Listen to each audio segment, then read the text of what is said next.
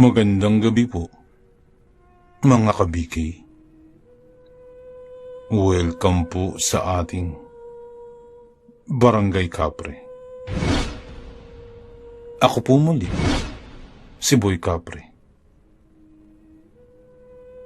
At isa na naman pong kwento na mula sa tunay na pangyayari ang ating ibabahagi. Pakinggan. Tawagin niyo na lamang po ako sa pangalang Mika. Itong ibabahagi ko ay nangyari taong 2000 sa lalawigan ng Negros. Payak lamang ang pamumuhay ng mga tao sa aming baryo. At kahit paunti-unti nang umuunlad ang aming lugar ng panahon na yun, ngunit sa aming baryo ay hindi kami gaanong nakakasabay. Sa katunayan, wala pang kahit ni isang sasakyan ang pumapasok sa baryo naming iyon. Pahirapan kasi ang mga kalsada na siyang dahilan kung bakit naiiwan ang aming baryo. Lalo na sa usaping kaunlaran. Pagtitinda naman ng gulay ang pinagkukunan namin ng hanap buhay. Si tatay ang nagtatanim ng mga ito at kami naman ni nanay ang nagdadala nito sa bayan upang maibenta sa palengke.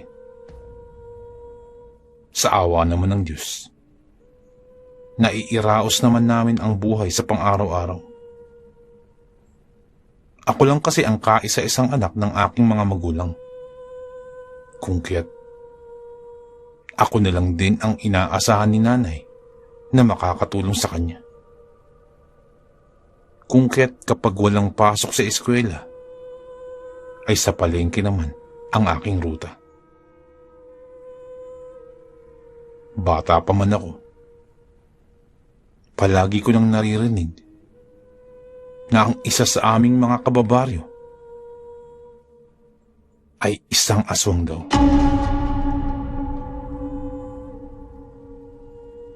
At iyon ay si Aling Nelia.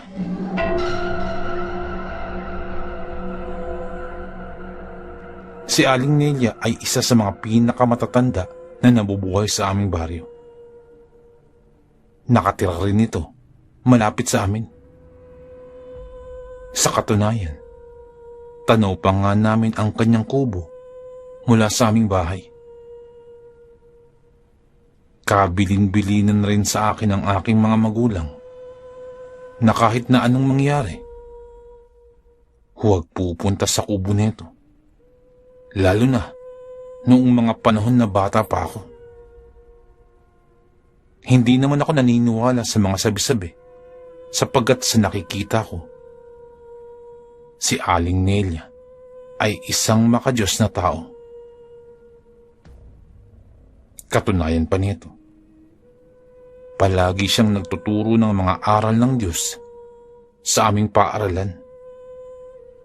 At isa na ako sa mga naturuan niya. Ngunit dahil mahigpit na bilin ng aking mga magulang na mag-ingat sa matanda, kung kaya't sinunod ko na lamang ang kanilang bilin upang wala nang magiging problema kung sakasakali. Isang umaga nun, habang nagkakape kami sa may labas ng aming bahay, nakita namin si Aling Biring na tumatakbo papunta sa aming bahay. At pagkadating nito sa amin, agaran naman nitong ibinalita ang nakita ng kanyang asawa. Si Aling Biring ay isa sa aming kababaryo na nakatira rin sa di kalayuan. Naging malapit na rin itong kaibigan ng aming pamilya sapagkat palagian itong dumadalaw sa bahay sa tuwing walang trabaho si nanay upang makipagkwentuhan. Ayon kay Aling Biring, maagang umalis ang kanyang asawa upang tunguhin sana ang kanilang palayan sapagkat ngayong araw na ang nakatakdang anihan nito. Ngunit laking gulat na lamang nito nang matagpuan ang alagang kalabaw ni tatay na nakahandusay na lamang at wala ng buhay. Wasak ang tiyan nito at wala ng laman loob.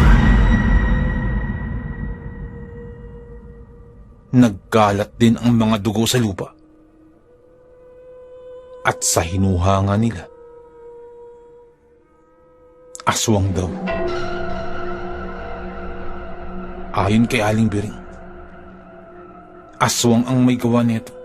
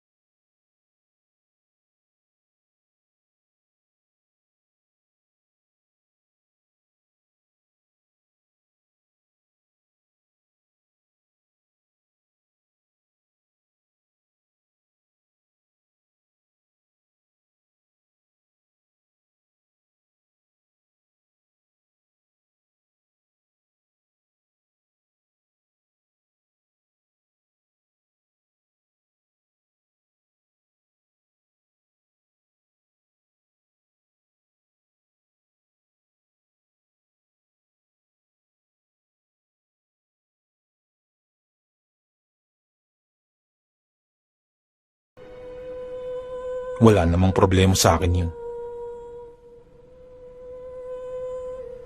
Gawa ng nasanay na rin sa ganoong sistema. Anak, lumapit ka rito pagkatapos mo magbihis dyan, ha? At meron akong mahalagang sasabihin sa'yo.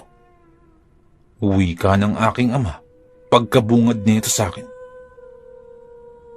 Madalian naman akong tumango at nagtungo na sa aming silid upang makapagbihis na ng aming pangbahay. Pagkabalik ko sa kinaroroonan ni tatay, sinabi niya sa akin na mawawala siya ng 1 linggo sapagkat may magaganap ron na isang malaking anihan ng mga tubo. Sinama raw siya ng kanyang kumpare. At sayang naman kung kanya itong tatanggihan. Malaking tulong na rin ang kikitain ni tatay para sa aking pag-aaral at maging sa pang-araw-araw namin na pamumuhay. Gagayak raw sila tatay kasama ang kanyang kumpare at kinabukasan na ng madaling araw ang kanilang alis. Pagkatapos naming mag-usap ni tatay sa mga dapat kong gawin habang wala siya, isinarado na namin ang mga bintana at pinto sapagkat mag-aalas 6 na ng gabi. Kaugalian na kasi sa amin na sa ganong oras, dapat ay nasa loob na ng bahay lahat ng miyembro ng pamilya kung maaari.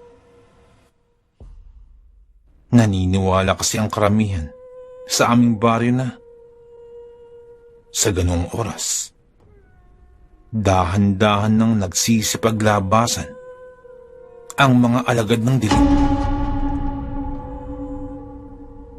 Habang kami ay naghahapunan, ibinalita rin ni nanay kay tatay na siya ay nagdadalang tao. Kaya pala hindi na ito dinadatnan ng 3 buwan. Ayon pa kay nanay, nagpunta siya kanina sa manghihilot dun sa aming baryo. Gawa ng palagi ng sumasama ang pakiramdam nito. At dun niya nga nalaman na siya ay nagdadalang tao. Tuwang-tuwa naman ang aking ama nun at nangangakong mas dodoblehin pa ang pagkayod dahil madadagdagan na kami sa pamilya. Kung kaya't maging ako ay natuwa na rin.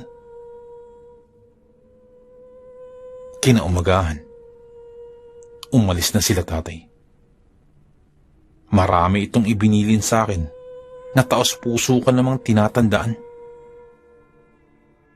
Eksakto ring wala akong pasok ng araw niyon, kung kaya't ako muna ang nag-aasikaso sa mga gawaing bahay. Habang nagwawalis naman si nanay sa aming labas. Nakita namin si Aling Nelia na naglalakad at tila patungo sa aming bahay.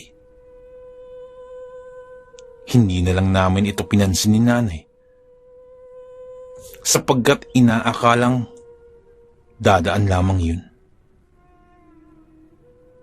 Subalit laking gulat na lang namin nang huminto si Aling Nelia sa harapan ng aming bahay at binati kami ni nanay. Magandang araw sa iyo, Mika at Rosa. Wika niya ito sa amin. Tumugon naman kami ni nanay, tanda ng paggalang. Ngunit ang mas ikinagulat namin ni nanay ay pumasok kaagad si Aling Nelia bigla sa loob ng aming bakod at sa kanilapitan si nanay. Malusog na sanggol ang nasa sayong sinapupunan, iha. Maaari ko bang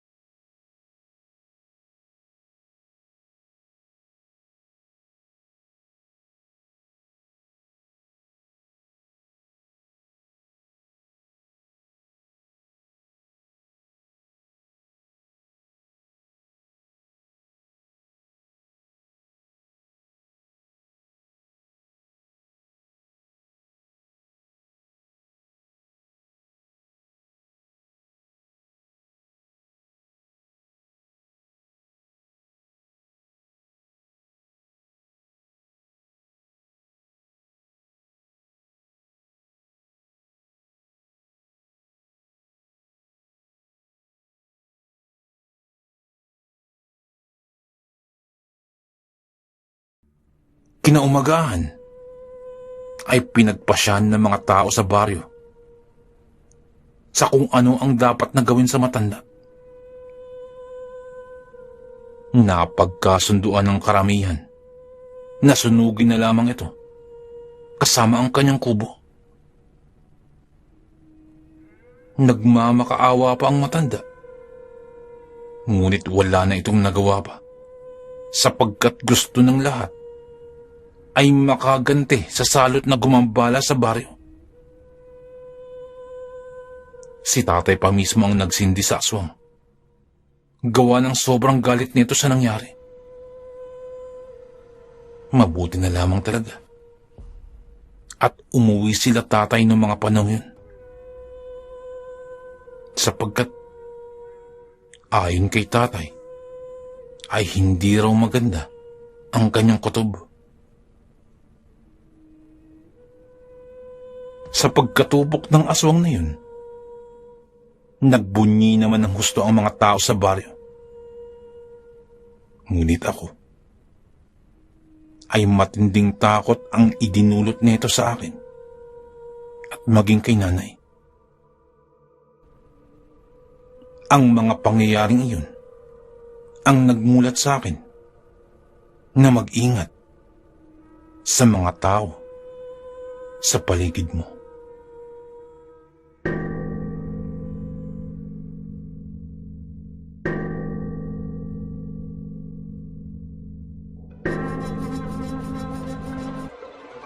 Nais ko lamang pong i-shoutout ang Arnaiz family, Jan's family.